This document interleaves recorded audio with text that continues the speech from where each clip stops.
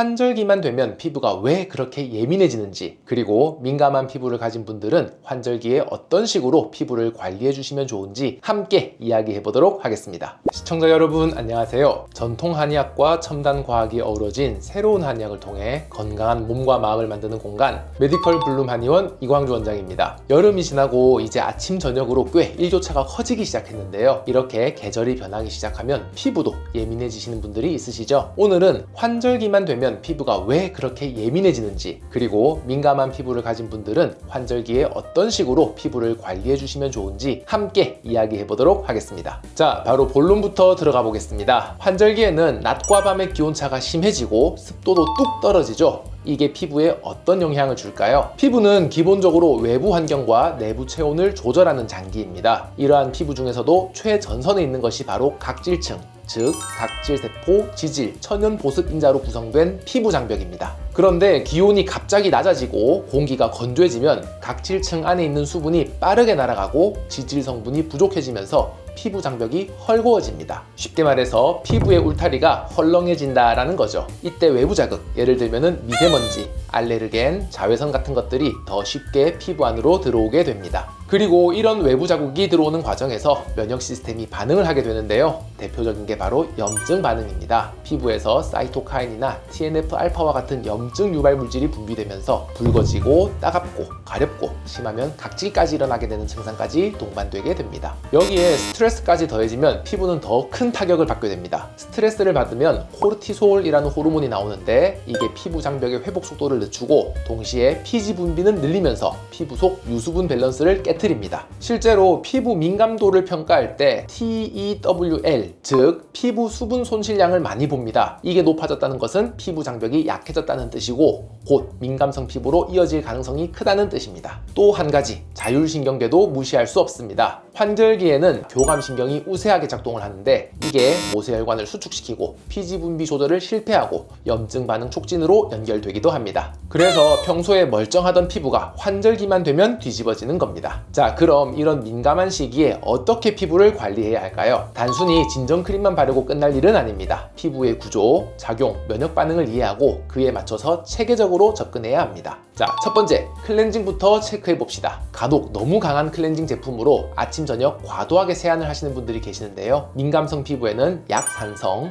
무향, 무자극 계면 활성제를 기반으로 한 제품을 사용하셔야 됩니다. 특히 SLS나 알코올 성분이 들어간 제품은 피하시는 게 좋습니다. 세안 시간은 1분 이내, 물 온도는 체온보다 살짝 낮은 31도 내외가 적당합니다. 자, 두 번째, 보습입니다. 피부 장벽을 회복시켜주는 보습제가 핵심입니다. 그냥 촉촉한 제품 말고 세라마이드, 콜레스테롤, 지방산이 3대 1대1 비율로 들어간 제품이 좋습니다. 이 비율이 각질층의 지질 구조와 유사하기 때문입니다. 자, 그리고 여기서 팁 하나 드릴게요. 세안 후 바로 보습제를 바르기 전에 미스트나 정제수로 얼굴을 살짝 적셔준 뒤에 바르면 수분 증발도 막고 흡수도 더 좋아집니다. 대신 알코올이나 향이 강한 미스트는 피하세요. 자, 세 번째, 자외선 차단입니다.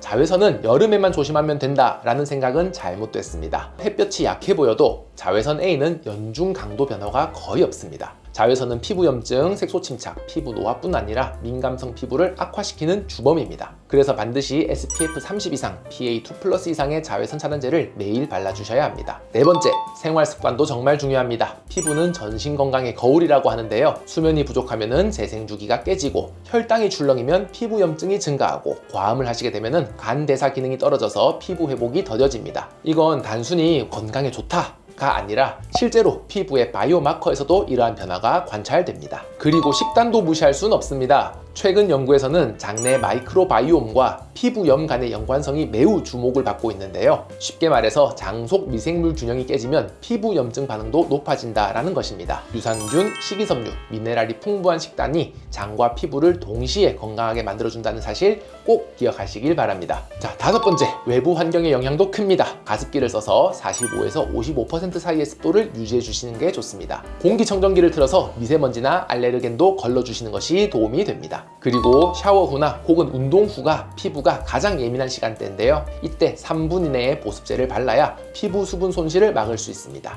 이거를 3분 수분 보습 법칙이라고 합니다. 여섯 번째는 제품 선택에서 겹치기 금지입니다. 많은 분들이 토너, 세럼, 앰플, 에센스, 크림 등등등등 이것저것 겹쳐서 바르시는데요. 민감한 피부에는 구조적으로 단순한 루틴이 더 안전합니다. 품마다 들어있는 보존제나 계면 활성제, 향료가 누적되면 자극이 커집니다. 필수 보습 성분이 포함된 두세 가지 제품을 여러 겹 바르는 것만으로도 충분한 보습과 보호가 가능합니다. 자, 마지막으로 강조드리고 싶은 건 내 피부의 소리를 듣는 습관입니다. 피부가 갑자기 붉어지거나 당기고 따가울 때 그거는 피부가 보내는 경고 신호입니다. 이럴 땐 과도한 제품 루틴을 줄이고 피부 상태가 회복될 때까지 기다리는 인내심도 필요합니다. 정리해 보겠습니다. 환절기 민감성 피부는 단순한 유전적 특성이 아니라 환경 변화, 면역 반응, 자율신경 조절, 생활 습관 등 복합적인 요인으로 나타나는 결과입니다. 그래서 단순히 제품만 바꾼다고 해결되는 게 아니고요. 피부 생리와 환경까지 고려한 과학적인 루틴이 필요합니다. 오늘 영상이 여러분의 피부에 대한 이해를 조금이라도 더 높이는 계기가 되었으면 좋겠습니다. 피부는 단순히 예뻐 보이기 위한 표면이 아니라 우리 몸과 외부를 연결하는 아주 중요한 건강 지표라는 것을 기억해 주시면 좋겠습니다.